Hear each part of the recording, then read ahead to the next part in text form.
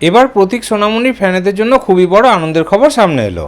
ইতিমধ্যেই তো সবাই খবর পেয়ে গেছে যে প্রতীক সেন এবং সোনামণি সাহার নতুন ধারাবাহিক আসতে চলেছে। তবে অনেক দর্শকরাও তাতে কিন্তু খুশি হয়নি, কারণ প্রতীক সেনের নতুন ধারাবাহিক স্টার জলসায় আসবে। ওদিকে খবর পাওয়া গেছিল যে অভিনেত্রী সোনামণি সাহার নতুন ধারাবাহিক জি বাংলাতে আসবে। তবে এবার যে খবরটা সামনে এলো সেটা শুনলে আপনারা সবাই খুব খুশি হবেন, কারণ কয়েকদিন আগেই খবর পাওয়া গেছে যে অভিনেত্রী সোনামণি সাহা জি বাংলার নতুন ধারাবাহিক থেকে সরে এসেছেন। জি বাংলায় যে ইচ্ছাধারী নাগকন্যা ধারাবাহিকটি আসার কথা ছিল, সেই ধারাবাহিকটি তো পিছিয়ে গেছে। সেই কারণেই সেই নতুন ধারাবাহিক থেকে সরে এসেছেন অভিনেত্রী। তারপরেই খবর পাওয়া গেছে যে অভিনেত্রী স্টার জলসার নতুন ধারাবাহিকের জন্য লুকসেট দিয়েছেন।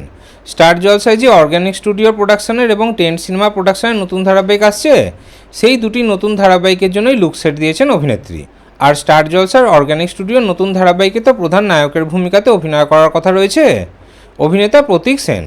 আর এই নতুন ধারাবাহিকে নায়িকার ভূমিকাতে ভাবা হয়েছে অভিনেত্রী স্বীকৃতি মজুমদারকে। তবে নায়িকা এখনও অবধি ফাইনাল হয়নি। তাই যদি অর্গানিক স্টুডিও স্টার জলসার এই নতুন ধারাবাহিকে অভিনেত্রী স্বীকৃতি মজুমদার ফাইনাল না হয়ে অভিনেত্রী সোনামণি সাহা ফাইনাল হয়ে যান, তাহলে তো দর্শকরা খুবই খুশি হবে। তাহলে তো দর্শকরা আবারও প্রতীক সোনামণি জুটির নতুন ধারাবাহিক দেখতে পাবে। তবে কোনো কিছু কিন্তু এখনও অবধি ফাইনাল হয়নি। তাহলে এমনটা যদি হয়, তাহলে আপনারা কে কে খুশি হবেন?